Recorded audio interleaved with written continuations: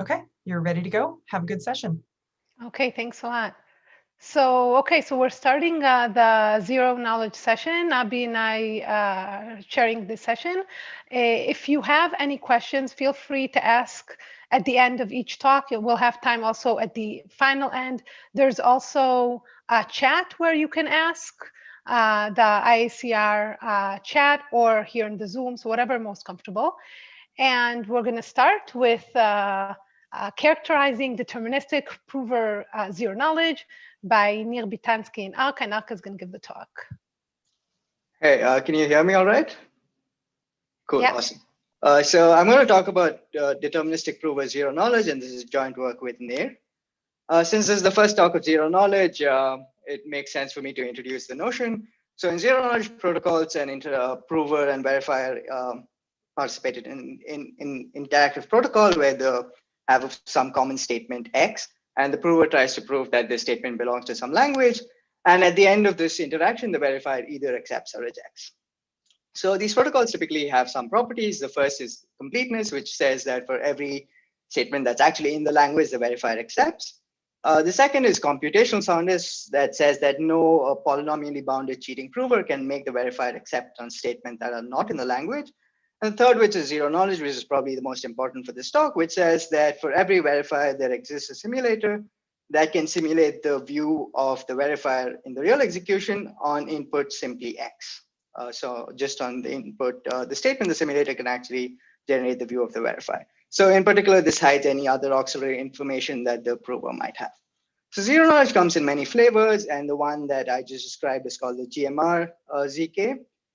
So one of the other notions is auxiliary input ZK, which tries to capture zero knowledge protocols being executed within other protocols or in some sort of composition. So here the simulator is also given an auxiliary input, which is to capture the world view of the verifier, and is then asked to simulate the view of the verifier given the statement and this auxiliary input. And the last, which is a common notion, which is black box zero knowledge, where we ask for a universal simulator that uses the verifier only in a black box manner and is still able to generate the view. So all these flavors of zero knowledge actually rely on two founding principles of interaction and randomness. And in this work, we ask if prover randomness is essential for achieving any flavor of zero knowledge. And the results for this were largely negative in this wonderful work of Goldreich and Oren, who showed that if you want to achieve anything that's non-GMR zero knowledge, it can only be done for trivial languages. And in the positive direction, Farnio, Nielsen, and Venturi showed that if you have witness encryption for a language, then you get deterministic prover zero knowledge, but only against honest verifiers. And there's been some improvements in the honest verifier setting. But for malicious verifiers, the only result that we know of is by this very recent work of the Hardy and Lindell, who showed that you can achieve malicious verifier DPZK for languages that have some certain entropic guarantees. So given this, our understanding of deterministic prover zero knowledge is still very limited. So in our results, we actually first split auxiliary input ZK into two. And on the left, we now have what's called B-bounded auxiliary input ZK, where the auxiliary input is a priori bounded by some polynomial B. And we show that anything that's essentially not ruled out by Goldreich and Oren, you can actually have deterministic prover zero knowledge. So this is tight. And in terms of the exact assumptions that we require, we actually have reasonably strong assumptions. We require non-interactive witness indistinguishable proofs, obfuscation, and one-way functions. And assuming these primitives, we show two-message DPZK for NP intersect co-NP. And if you want to go all the way to NP, you also need keyless collision-resistant hash functions. Given that we have these strong assumptions, we actually show that some of this is inherent in that if you have a deterministic prover zero knowledge for any language L, it also implies a witness encryption for the same language. And given that witness encryption we only know of from strong assumptions, this shows that some of our assumptions are inherent. So we also show some other results in that our two-round or two-message DPZK is actually representative of DPZK in that if you take any arbitrary round protocol, you can actually collapse it into two messages. And these protocols can also be made extremely laconic in the size of the prover message, meaning For soundness, roughly 1/2, it suffices for the prover to send only a single bit of information.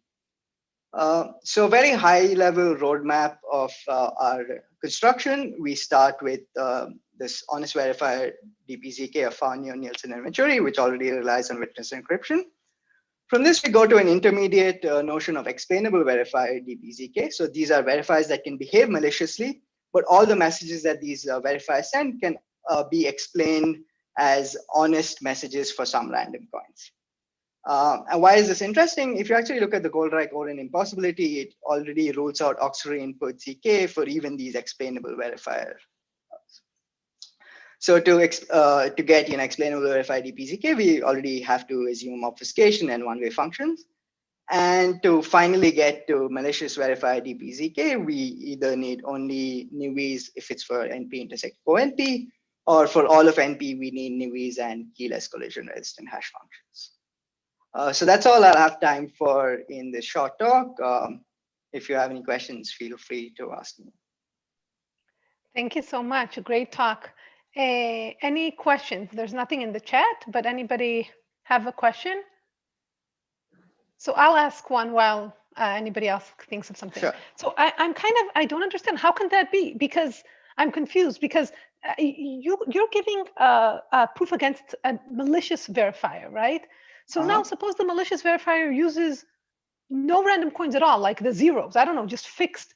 So why is it not a certificate? Like, why is it not just a deterministic proof that, so I get, you see what I mean? So how on earth can you simulate, like,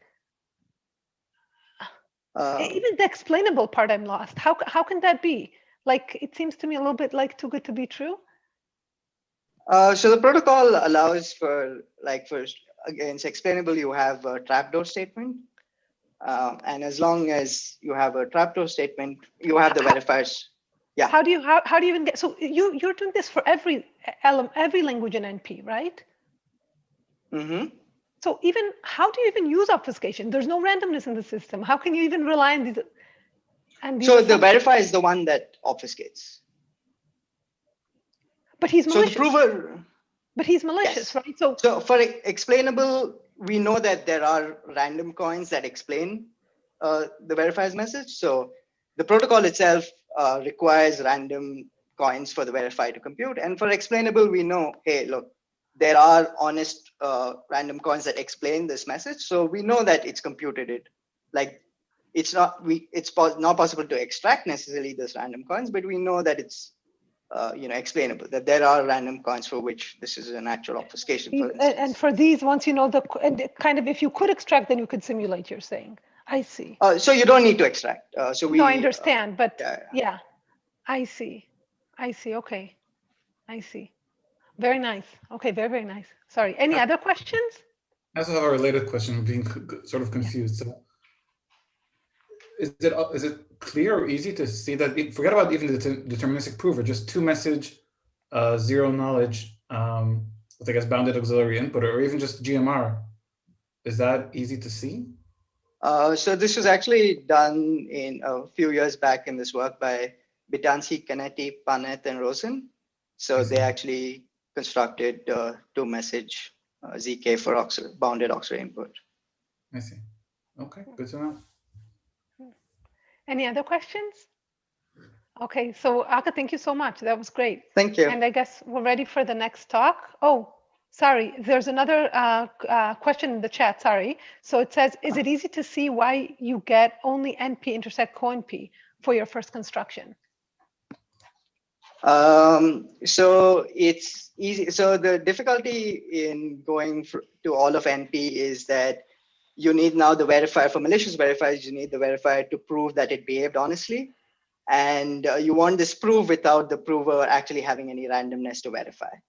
And this becomes challenging, and that's why we require these keyless primitives in order for the verifier to prove it without the prover actually having any randomness to verify. I see. Okay, great. So any other questions? Okay, so thanks again. That was great. And we're ready for the next talk. So Takashi, are you there? Yeah. Oh, great.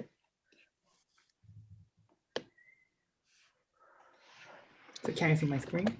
Yep.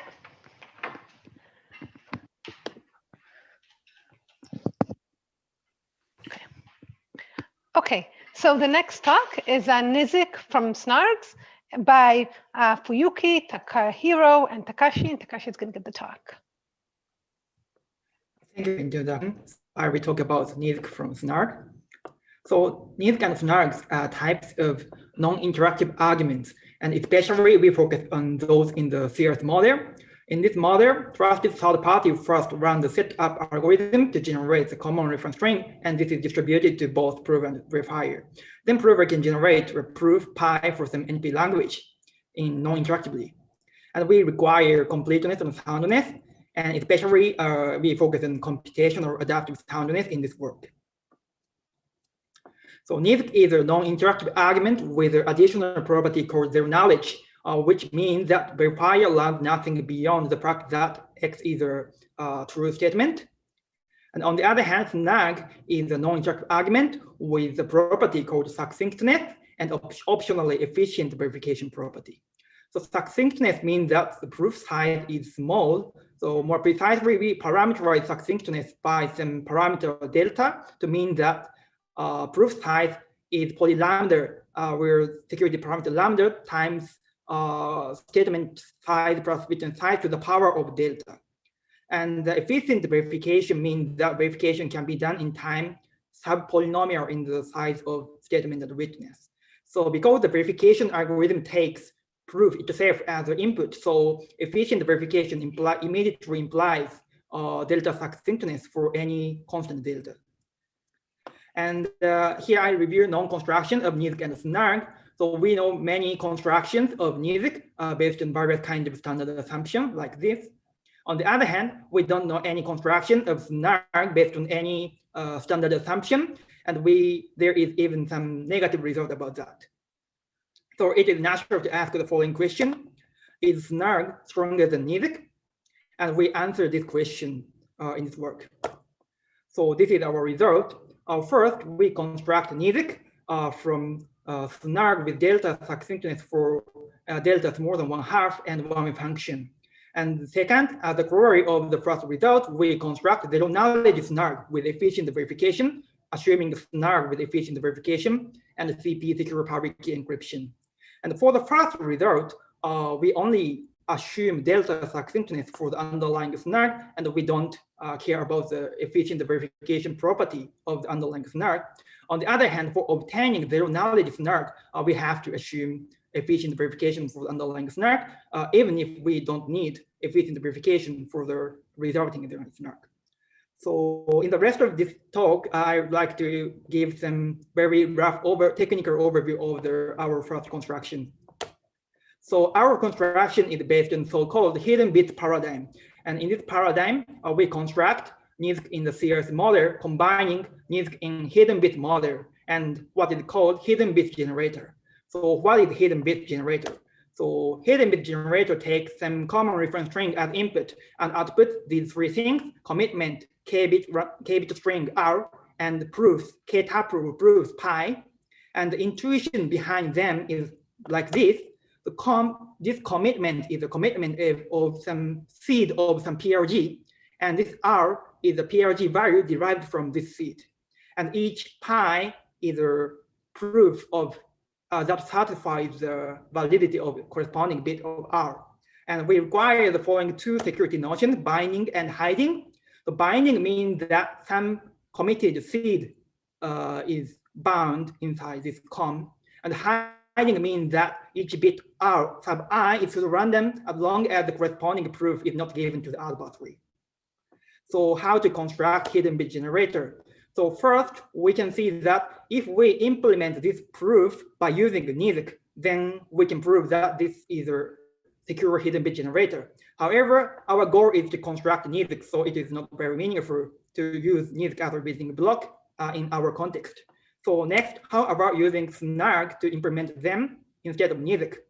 Then we cannot prove the hiding because the snark doesn't satisfy the knowledge property, so these proofs may leak some partial information about PRG seeds, so we cannot say anything about the randomness of R.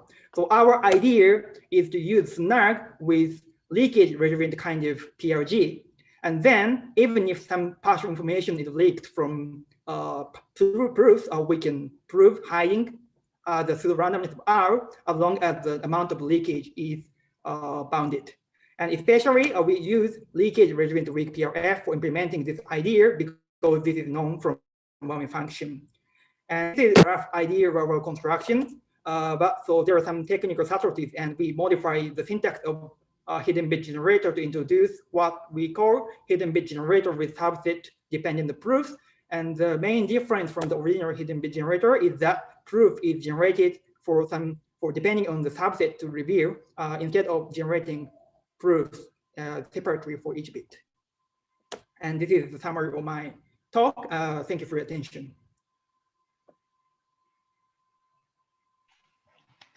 Thank you very much. That was great. Any questions? Let me take a look at the chat. No? Any questions before the other speaker steps up? Oh, I'll ask a question. So this 1/2 constraint, that comes from the leakage resilience, our known constructions of leakage resilience, or something more fundamental? So this limitation comes from the efficiency of the underlying leakage version weak PRF, and especially so the input space of this PRF should depend on the leakage bound, and this impacts this limitation. And we have some potential idea to remove this restriction, and so we're actually working on that by improving the efficiency of underlying weak PRF. A quick question. So can't you build the one-way functions from snarks as well? I think that that is not known. So I mean, yeah. So there are some kind of negative result about that. So we, so I think so snark doesn't imply one function. So that's why we additionally assume one function. If P equals NP, then you have snarks and you don't have one-way functions. Yeah, that's right. That's right. Okay, cool. At least we have to assume some additional things. Yes. Mm-hmm. Any other questions? This is a very cool connection between leakage resilience and Nizik and snark. It's very nice. Okay, so thank you very much. There's something in the chat, I think. Oh, sorry, something in the chat. Hold on. In the Zoom chat? Yes, the Zoom chat. Oh, good. Zvika, if you're implementing the hidden bits model, does it mean that you can get statistical soundness and computational ZK? If so, can you also get statistical ZK? Oh.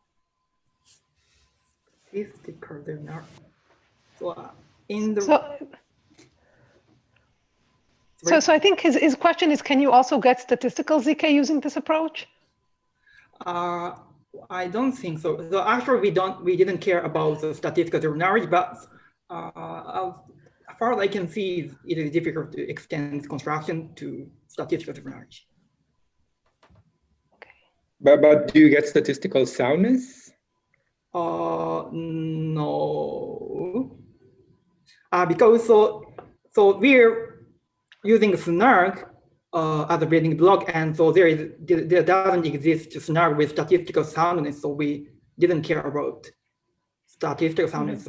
Probably it may be the case that we can prove statistical soundness, assuming statistical soundness for the underlying snark, but so such a snark doesn't exist. So as long as some computational, so some complexity assumption holds, so we didn't care about that. Okay, so thank you very much. Any other questions? Okay, so Neil, you're next.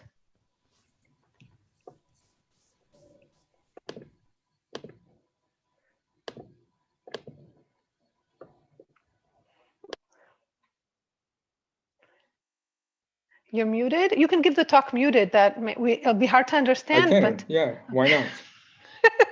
Okay, so the next talk is, wait, I need to introduce. The next Please talk do.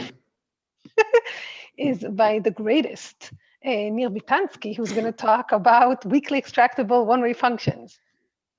Yes, Nir. Thank you. Great introduction. Okay, yeah, so I'll tell you about weakly extractable one-way functions. This is work with my student Noah Eisenstadt, who unfortunately couldn't make it today, and Omer Panef.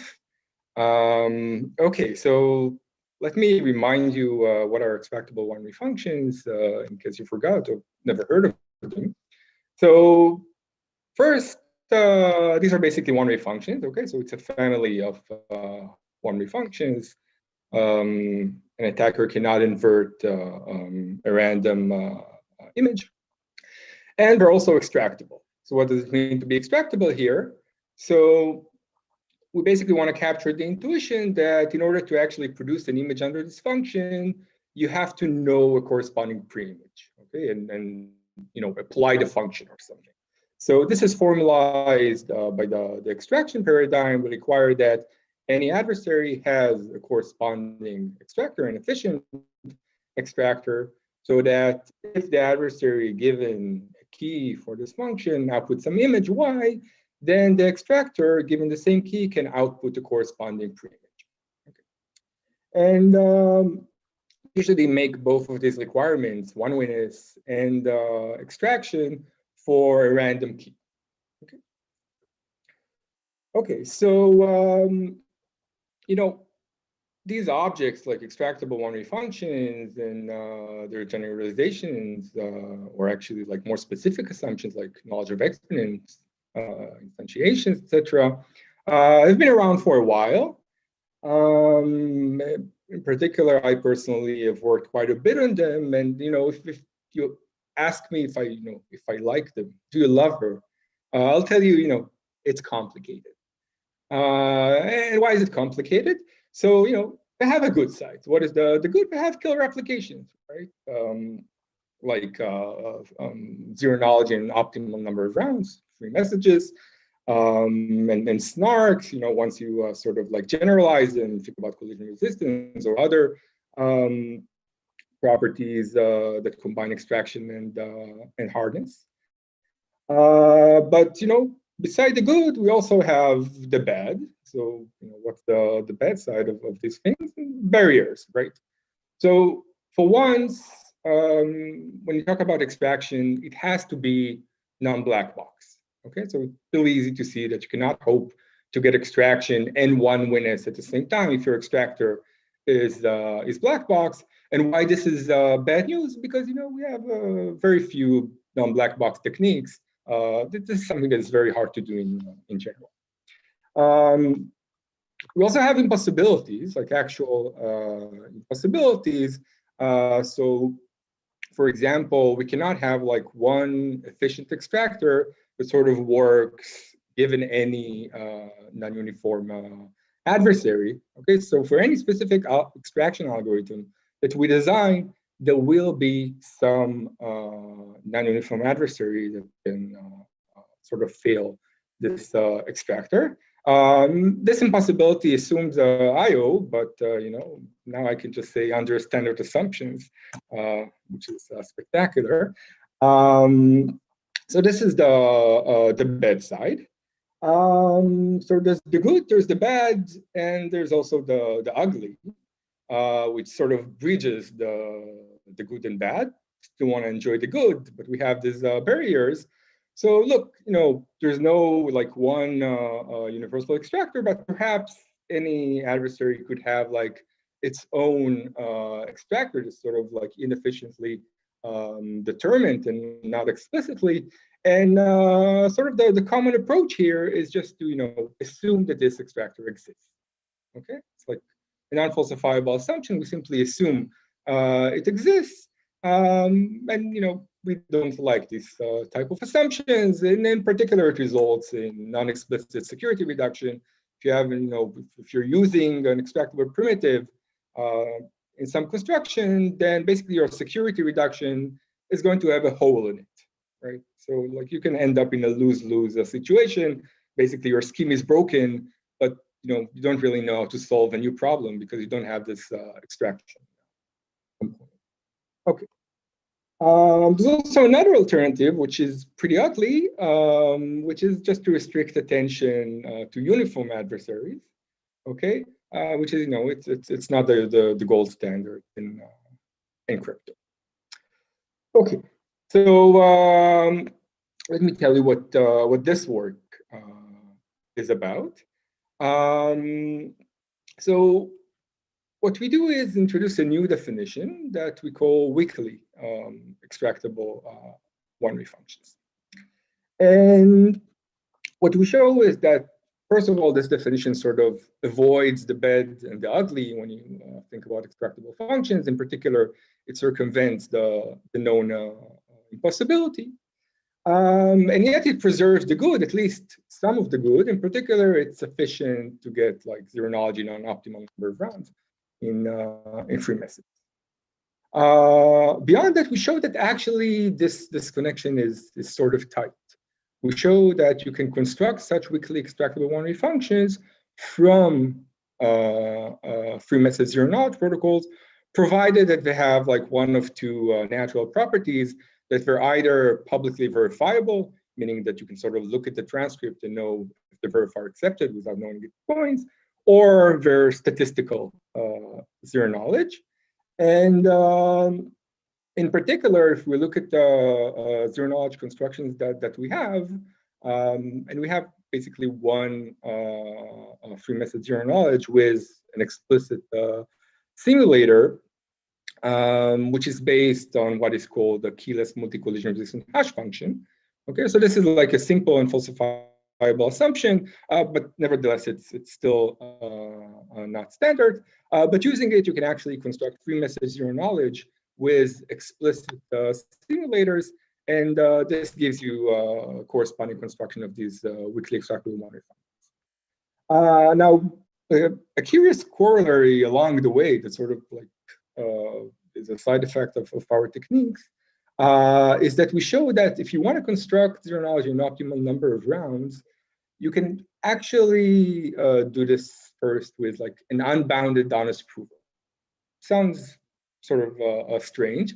And like unbounded honest provers have been sort of useful, like in the context of NISDEC. So Abi and Rafa have this paper. We don't know how to take advantage of this yet, but I pointed out because I find it. Okay, so I want to tell you like very briefly, just give you sort of like a vanilla version of the new definition, explain the differences. So this is like the previous definition of extraction, right? The extractor has to work for a random key. And basically what we change this definition is one arrow, which is we allow the extractor to sample the key. Okay, so extraction doesn't have to hold for a random key, but we actually allow the extractor to sample this key. And at the same time, what we require is that the key that is simulated by the extractor is indistinguishable from a real key. Okay, so I think it's sort of like a natural change. In particular, it's sort of inspired by multi-party computation definitions or extractable commitments, if you'd like. I think it's pretty standard thing. Now, as is, it doesn't really make sense. In particular, it's too weak. If you only want, say, one-wayness for a random key, then you can actually trivially get this, like even with a black box extractor, right? For example, use trapdoor permutations, right? You can have the extractor sort of like sample trapdoor permutation, like keep the key, and now you get this definition, right? So the catch is that we want stronger one-wayness for this to actually be useful. For example, to construct a free message zero knowledge, we want one-wayness to hold for any key. Okay, even if the attacker has some non-uniform auxiliary information about this key, then one-wayness would still hold. You can generalize this to thinking about one-wayness for like a valid set of keys or something like that that is certifiable. Okay, so this is the definition. I want to make a few remarks. I won't have time to go into the construction, just like mention in an open question. So this weak extraction really circumvents the impossibilities that we have, but I want to stress that like it's not that we expect that like known candidates, like knowledge of exponents, they should satisfy. Like there's no evidence that this should happen, but what we demonstrate is that you can sort of like specially craft a one-way function that does satisfy. You can really construct it with your hand. Okay, so there are several open questions here. I'm just going to mention one of them, which is, can you get this object, these weakly extractable one-way functions, with an extra property that is pretty natural? For example, when you think about extractable one-way functions and knowledge of exponent, we have them, which is unique solutions. Okay, like basically, let's say injective one-way functions. You can also generalize this to partially injective, and this would have like nice consequences. For example, like extractable commitments in one round. It would have like implications to the round complexity of like two-party computations and other stuff. So you're welcome to read a paper and think about it. And I think I'll stop here and take any questions that you might have. Thank you very much. That was great. Questions? Yeah. Before we move to the next speaker. Okay, so I have one if nobody else. So it's interesting, Neil. So essentially what you say here is in some sense that the right definition to consider here is the weak. Like it's actually, we didn't define it correctly in some sense. The weak is what we needed to define, and that's what's gonna, in some sense, that's the notion we should consider moving forward in some vague sense. Indeed, and yeah, I think it will be very interesting to see if you can, like we consider it like for the most basic primitive one-way functions. Can you think about it like for other things, like collision resistance and stuff like that? Yeah, exactly. Yeah, interesting on its own. Yeah, very, very nice. Okay, so thank you very much. Abi, you're on. So the next talk is towards non-interactive witness hiding by Benjamin and Mark, and I think Benjamin will give the talk. Hi.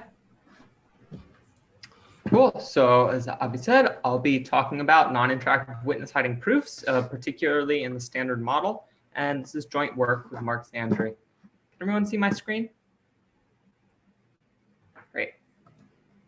So our goal in this work was to construct proof systems for arbitrary NP languages that are first witness hiding. That is, after seeing a proof, you should not be able to output a witness. Second, they should be non-interactive. They should consist of a single message from the prover to the verifier. Third, they should occur in the standard model. We don't want to use the common reference string.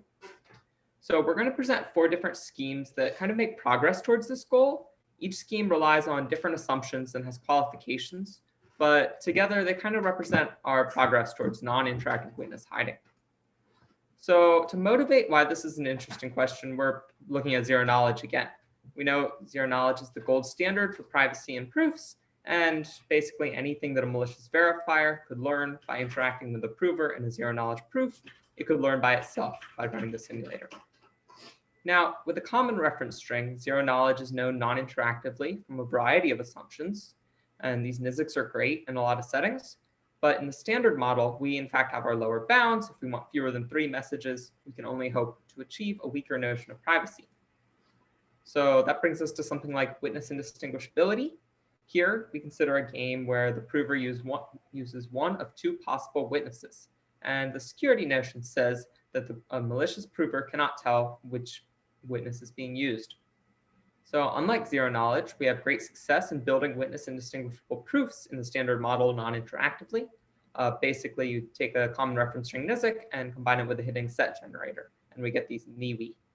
So these NIWI are very useful in developing other protocols and other proof systems, but kind of one drawback is that they're not interesting when they're directly used for an arbitrary language. A great counterexample is to think of a language which has unique witnesses. So in that case, every proof system is trivially witness indistinguishable. So with that counterexample in mind, we kind of want to look for more robust and more intuitive notions of privacy proofs. And we think witness hiding achieves this. Witness hiding means that after seeing a proof, you can't recover a valid witness for the instance. Whenever the search problem, that is given X to find the witness W, is hard, witness hiding is a meaningful and we think intuitive privacy notion. And in the CRS model, of course, it's fairly easy, followed from Nizick, but it's currently unknown if witness hiding proofs exist in the standard model for arbitrary NP languages. And that brings us to our results. Now, as I mentioned before, we present 4 pretty different schemes from different assumptions and with different limitations. And I'm not going to read you the theorem statements, of course, but instead we're going to take a look at a sort of blueprint that all the constructions follow. Our prover, in order to prove a statement X, is instead going to prove the statement X or Y for some choice of Y. And they do this using a witness indistinguishable non-interactive proof. There are 2 settings of interest. The first is when Y is false. So in this case, our whole proof system will be sound. This follows directly from the soundness of the underlying NIWI. On the other hand, when Y is true, we see that the proof is witness hiding. And this kind of follows from a not too complicated argument where you switch to a game where the proof is generated using, instead of a witness or X, witness or Y. Now, what's the problem? We want both soundness and witness hiding, of course. And no statement is simultaneously true and false. But broadly speaking, hardness assumptions suggest that there are a lot of cases where true and false statements might behave the same. And of course, this isn't a new idea, and there are other proof systems out there that take this exact form. But we're going to consider some novel choices of the auxiliary statement Y and reason about the resulting security. Now, if I have a little time, we can sketch one of these schemes. This scheme is going to occur in a non-uniform setting, which is admittedly not ideal. Both the prover and verifier need access to an advice string. And like any non-uniform algorithm, you can think of this more of an existential result than an actual protocol. But in any case, we should simply follow the basic scheme from above, that is, providing a NIWI of X or Y, but use the non-uniformity to specify the choice of Y. For soundness, we're only going to consider false Y. But why might this be witness hiding? So consider any choice of Y and a potential adversary, A sub Y. We know the protocol would be witness hiding if Y were true. Thus, the success of A sub Y in extracting a witness is itself a proof that Y should be false. We can write out the verifier as in the slide. However, if you believe hardness assumptions like co-NP is not an NP, you shouldn't be able to certify that a statement Y is false. Of course, when you work out the details, there are some qualifications. Briefly, we want to accommodate adversaries of arbitrary polynomial runtime. That means that the verifier has to run in slight super polynomial time. But in the end, we conclude there is a choice of Y, such that the proof system gave is witness hiding. Of course, unfortunately, it remains open to remove non-uniformity. Again, for the other results, you'll have to see the full video, and thank you for your time.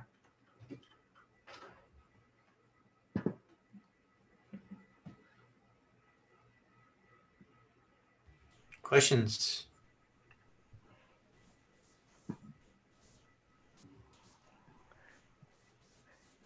So, okay, I have one. I mean, I always have questions. This is really interesting. So you showed that in the non-uniform model, you can do it. How okay, and in the forget about like what's the next? Like then is it easy to state what else you can get? Just to state or no? I'm sorry, I'm not sure I followed. So you said you have more than one theorem, right? Oh, the other 3 results. Sure. Is it easy to state one more? Like so one.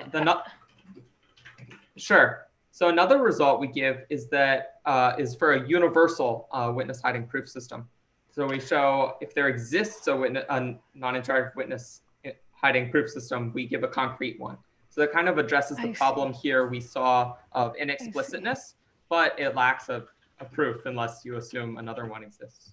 I see. Nice. Okay. Interesting. I don't see the common thread, but I guess you say that it's the same technique. You have a new, like that result, for example, stems from a new instantiation of the OR trick, or? Exactly.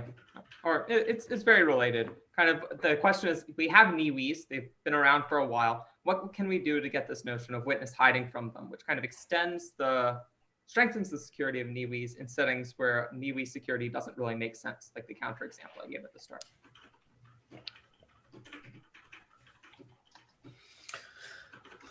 Right. Well, thank you. We can move to the next talk, which is Perfect Zero Knowledge, New Upper Bounds and Relevized Separations by Peter Dixon, Sutanu Gayan, A. Pavan, and actually, I don't know Vinod Chandran's first name, but the speaker is Peter. Hi.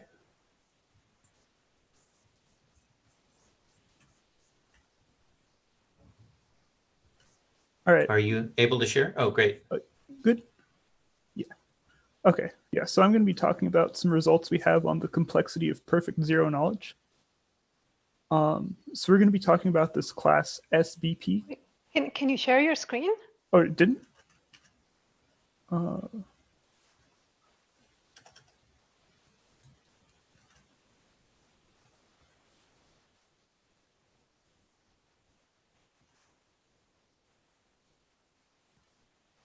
Is that better? Yes. Okay, sorry about that. Okay, so I'm going to be talking about some results we have on the complexity of perfect zero knowledge. And we're going to be talking about this class SBP, which is sort of a mix between BPP and PP. So on yes instances, you've got to accept like, you know, some like 2 over some exponential, and on no instances, at most 1 over that exponential. So you've got this like 2-to-1 ratio, like in BPP, but you can have exponentially small accept probabilities. All right, so here's kind of where SBP is in the standard hierarchy. You've got you can do anything in MA by guessing Merlin's message and then checking it yourself, and it's in AM because you use the AM largeness protocol to check if the number of random strings is like this big or half that big. And we're trying to connect it to PZK, perfect zero knowledge, where the simulator has to exactly match the interaction. And there was a recent paper showing that you can do PZK in PP. And you've also got this upper bound that PZK is in SZK, which is in AM and co-AM. And so we're trying to push this, get like a tighter bound on PZK. And what we managed to get is that NIPZK, the non-interactive version, is in co-SBP. And so that pushes this down here. And we did this by showing that this problem is in co-SBP. This is called uniform. You've got an n+1 bit distribution. And the yes instances are where the first n bits of the distribution look uniform if you ignore the last bit. And then if you look only at the last bit, it's 1 at least 2/3 of the time. And then the no instances are where the support has very few strings ending in 1. So this was shown to be complete for NIPZK, and we gave a co-SBP algorithm for it. So we want to accept when the support is small, and we want to not accept very often when it's uniform and usually 1. And the algorithm is pretty simple. We just try to rule out this case. So we get 2 samples from the distribution, check for a collision on the first n bits. And then if there's a no collision, we take a whole bunch of samples, and if it's always 0, then it's probably not this, so we accept. And if neither of these happens, we reject. So it's really unlikely that we accept in either of these cases, but it works out that it's enough more likely that you accept here than here that you get a co-SBP algorithm. And so the next questions are, can we do this for the interactive version? And is it only for co-SBP? And we gave oracle separations for both. This one turns out to have been implicit in an earlier paper, but oh well. And both of those proofs are pretty similar. We show that it's really hard to do some problem by sampling. You'll get a yes and no instance with really, really close acceptance probabilities. Like the bigger the input size, the closer they get, so you can't get a constant ratio. And then we use the same circuit for every problem and just change which oracle we use. And then the algorithm can only learn anything by sampling the circuit, and then just some standard diagonalization. So a little bit more about PZK and co-SBP. So this is the problem that we were working with. We called it disjoint or identical. You've got two distributions. Yes instances are where the distributions are completely disjoint supports. No instances are where the distributions are exactly identical. And we were looking at this because of graph non-isomorphism. Because if you take two graphs and you randomly permute them, then you get graph distributions that are, if the graphs are non-isomorphic, then you won't get any overlap. And then if the graphs are isomorphic, you get the exact same distribution. And it's in PZK for the same reason that graph non-isomorphism is. And so by showing that it's hard for co-SBP, you get this oracle separation. And a little bit about why you can't really do this by sampling. You only really get information from the problem when you get a collision. We were able to show that conditioned on getting disjoint sample sets, the chance of getting it from a yes, and there's yes and no instances where the chance of getting it from a yes instance is the same as the chance of getting it from a no instance. So you really only learn something when you get a collision, and collisions are rare enough that you can't do it with SBP levels of probability. And so you get a few corollaries from this. The most interesting one is probably that PZK is not NI-PZK under some oracle. And you also get this. And yeah, here's a picture of how our results fit in to all this stuff. The red is our new results. And that's all. Thank you.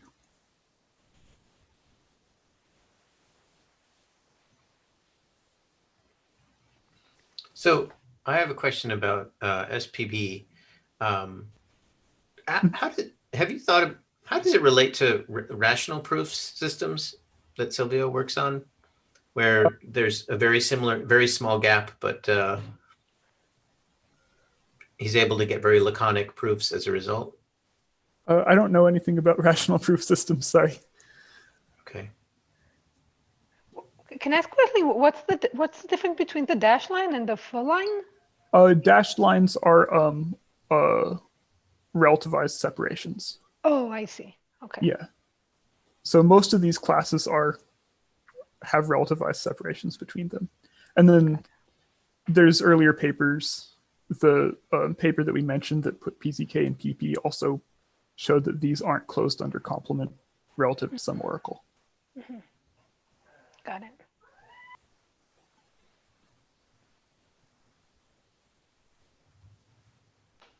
So any other questions?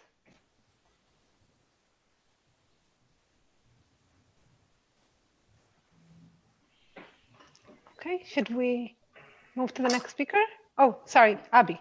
No. I was saying, why don't you introduce the last speaker? We're in the last already? I think so. Okay, sorry. No, we have two more. Two more. Two more, yeah. Next is Zvika and Sanjam and Rotem. But who's going to give the talk is still TBD. I hope they decided. Guys, Rotem? I think I'm going to give the talk since we didn't discuss it. So. Good to see you. Can you share screen? Yes, one moment.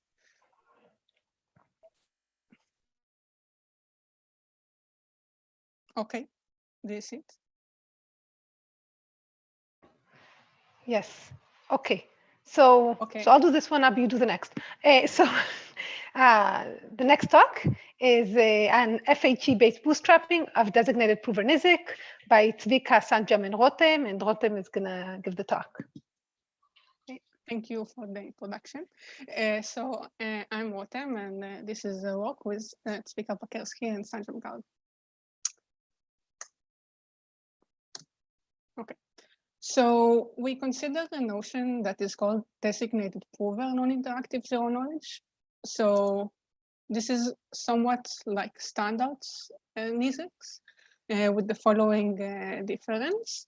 So in the setup algorithm that usually only generates a CRS, now we in addition generate a secret key, and the secret key goes to the prover. So now the prover needs the secret key in order to generate proofs that the verifier gets. And we have the three standard requirements that we have from NIZICs. So we have completeness, and we have soundness, and we consider statistical soundness here. And we have zero knowledge that should hold as long as the verifier doesn't get to see the secret key that only the prover has. And we use the standard definition with simulation and everything. It's just not written on the slide. So in the way that it's written now on the slide, we only see one proof. So in that case, we call it a single statement designated prover NIZIC. But usually we want to get the notion of multi-statement, which means that we can the prover can generate multiple proofs using the same CRS and secret key, and we still want all of the three properties to hold. So actually, because when we generate multiple proofs, the only thing that happens is that the prover reveals more information to the verifier. Then the only thing that might get corrupted when we move from a single proof to multiple proofs is the zero knowledge, because the prover uses his secret key, and then multiple proofs might reveal some information about the secret key. And then we only have zero knowledge guarantee as long as the secret key remains private to the prover, because this is the designated prover notion. So we have this difference between the single statement notion and the multi-statement notion. And now the question is whether you can generically bootstrap from single statement to multi-statement. So we know that in standard NIZIC it is possible. And more recently, it was also shown that if we're in a notion, the dual notion that is called designated verifier, then you can use a very similar technique and also get generic bootstrapping.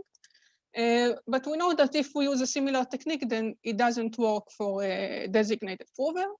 And we have another direct way to construct a designated prover using something that is called homomorphic signatures. So this is our starting point. And now we ask whether there is a generic bootstrapping technique that allows us to go from single statement to multi-statement in the designated prover notion.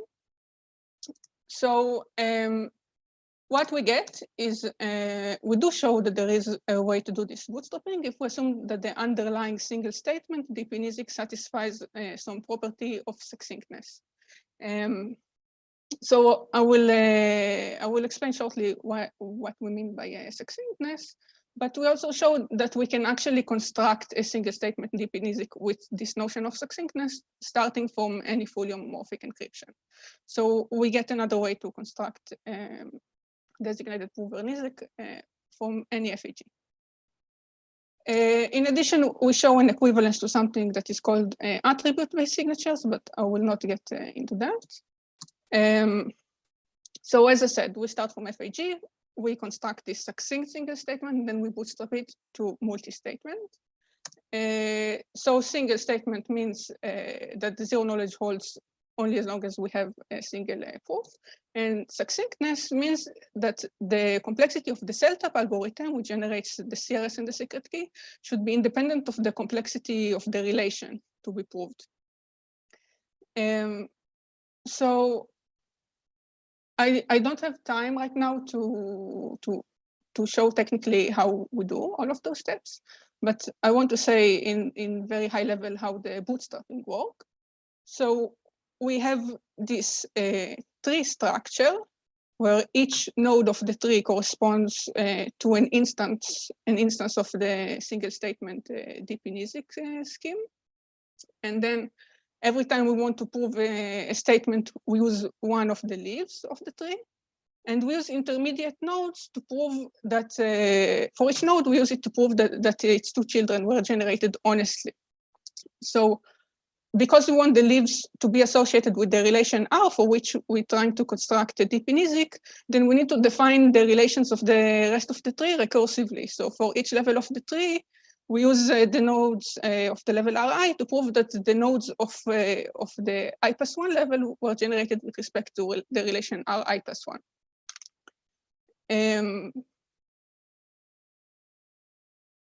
So if we compare it to other ways that we currently know how to get deep in ISIC, so we either get better parameters or we get results that are not really comparable because you get this trade-off between what you assume and what you get. And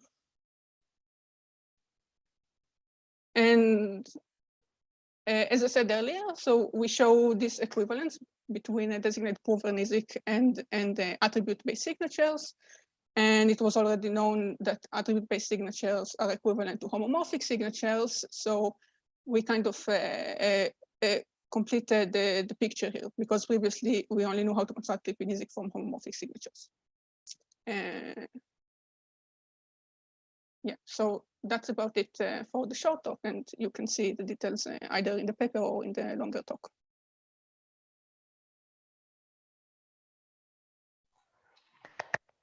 Very, very nice talk. Really, really nice. Questions? Let me check the chat. No question in the chat. Any questions? So, okay, I'll ask while other people can think of their own. So, Hotem, you compare it, well, you went fast on that slide, but essentially comparing it to previous results on NISIC from the previous results on NISIC from FHE, I mean, the new ones, right, from the last year, they're not designated prover, right? They're just CRS, but they're not from FHE either. So it's either specific LWE or circular security, right? Or circular secure FAG or directly from LWE. And yes, you do get standard NISIC, which is stronger than the designated prover one. Right, and from the designated prover one, you're saying we can use any FAG, essentially. Yes. Okay. So the results for designated verifier NISIC from FHE, do those have any caveat? Which result of designated verifier? KYY. You cited it two slides ago.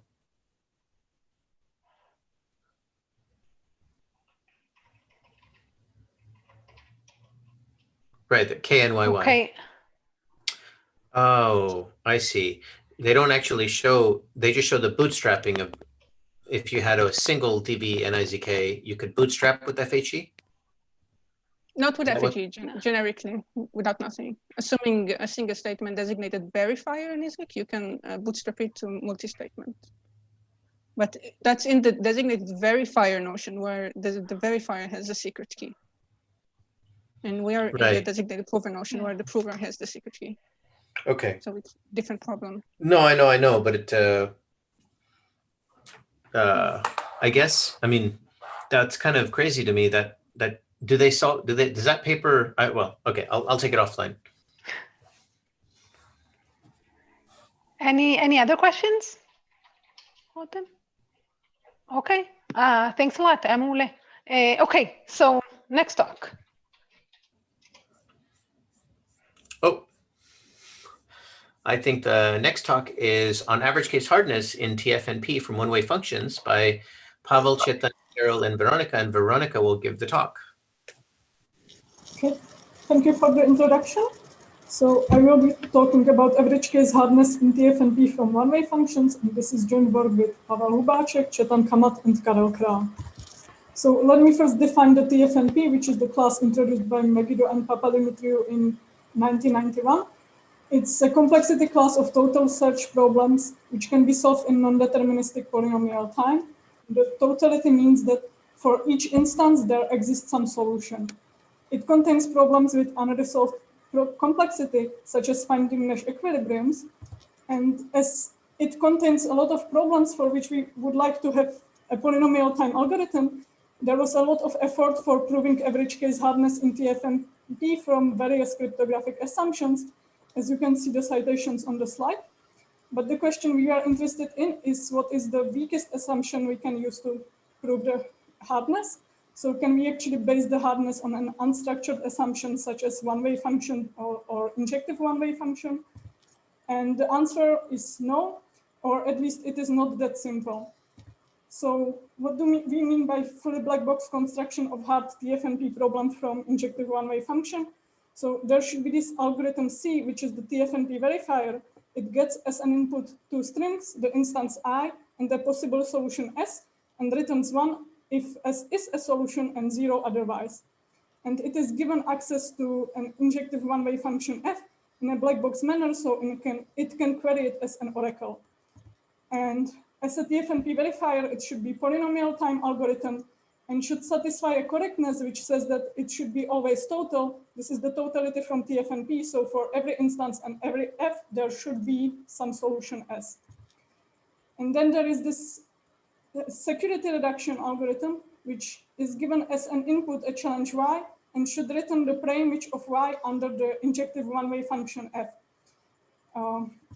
It is given access to two oracles, the injective one-way function F and the oracle solve, where it can query some instance I and it gives a solution for that, the solve returns a solution for that instance.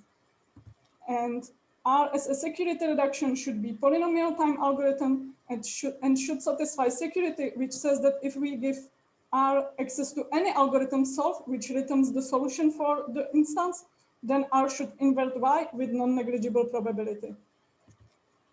We have ruled out only simple constructions. So what do we mean by simple? It's a construction which satisfies the following three properties. R can be randomized algorithm. It can send only non-adaptive queries to solve. So the queries to solve are independent on the answers to the previous queries.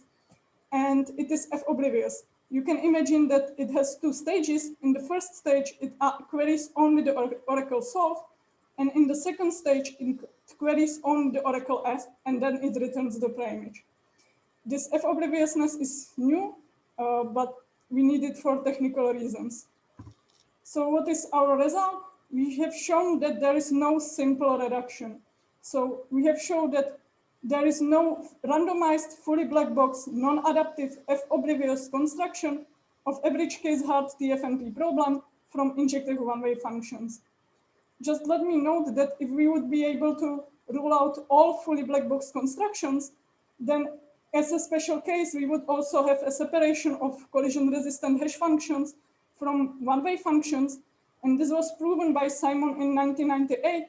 But until now, all the proofs we have are quite non-trivial. So ruling out all construction is actually challenging. So how do we prove it? We use the two oracle technique by Xiao and Reisen from 2004. We define an oracle O, which consists out of two oracles, F and solve.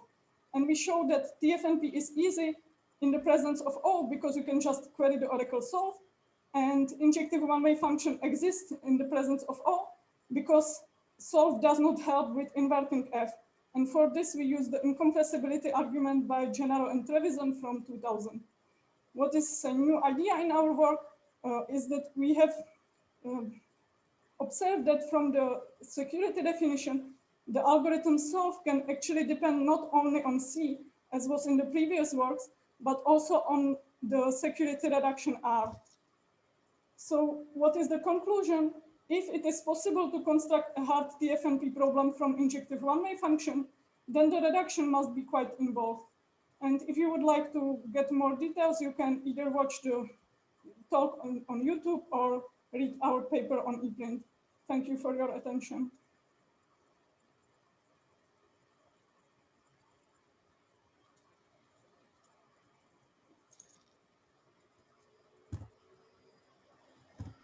Yael, we're looking for your question now.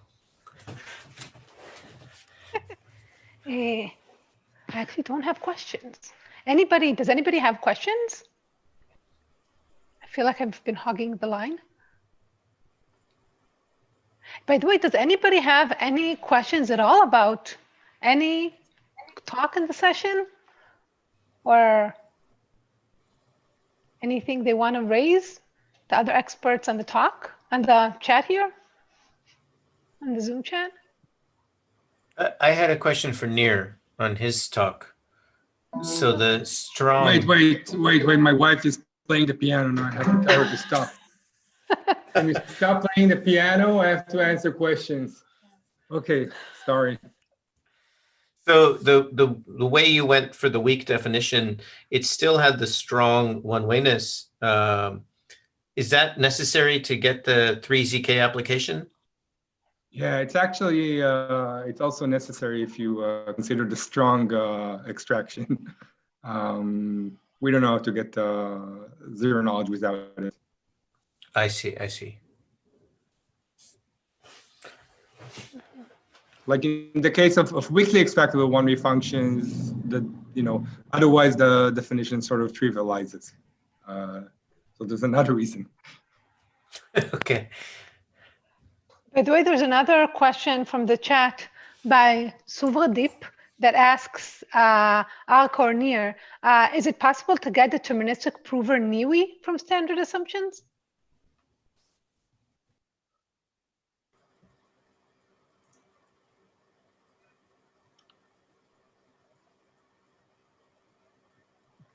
It's an interesting question. Yeah, it's a good question. So like we don't know, right? But like it would have like, I guess, a certain like complexity theoretic implication, right? It would sort of mean that you can sort of like efficiently transition between witnesses. Yeah. I still find no your idea. result. Yeah. I still find your result a bit mind-boggling, I have to say. I guess I haven't followed this literature so much, but the fact that we can do deterministic zero knowledge, I mean, the entire No, it shouldn't thing surprise you that much. Okay, so well, help I don't me know, out. like, Why should it not surprise me? Because I'm thinking the reason I have secrecies because of randomness. That why did they define? Yeah, right. But like if you have an honest verifier, it's easy, right? If what? Honest verifier, yeah, because the honest verifier kind of gives you the randomness. Okay. Good. So now it's only a question of like, can you force the verifier to be honest, right? And do you need like the prover to be randomized for that? And if you believe in NIWIs, like why wouldn't you believe that you can force the verifier to be honest? Honest. Right? Because I can force them to behave honest with some randomness, but I don't know how to force them to behave honest with true randomness. You know what I mean? That's what's I find it hard. Right. So it's enough that he actually behaves honestly with some randomness. With some, I know that's the point, right? I know that. Yeah. So that's what's interesting to me. Well, the point is that, right, like that you have to like put your hand somehow on like a non-trivial description of this randomness, and this is why you have to use non-black box techniques. Yes. Right. So you have to use the code of the verifier itself in order to sort of like get your trapdoor. Yeah.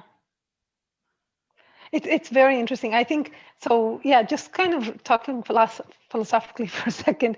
The entire, when zero knowledge was introduced, the entire thing is like, oh, we can't just have proofs.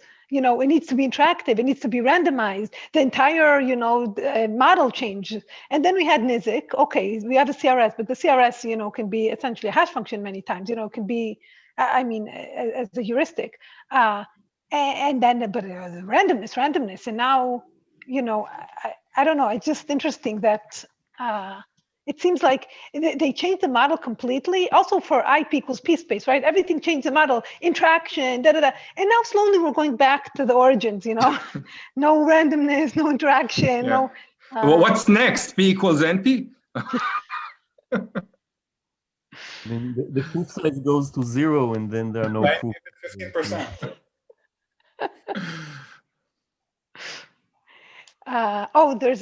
Was there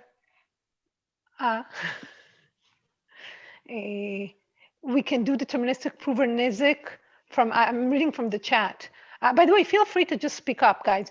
We can do deterministic prover NIZK from IO using Sahai Waters, I assume it says. But that's kind of honest, isn't it? It's like honest verifier. So I think you can get malicious verifier. Even simulation sound NIZK from deterministic provers, as well as deterministic verifier. Yeah, NIZK's, yeah.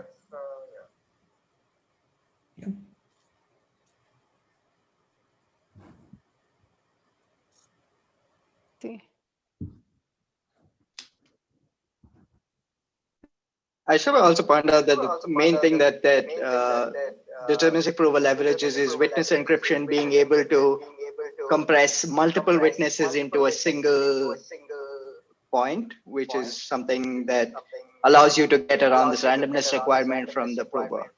So no matter what witness it is, the prover still has to send a single message.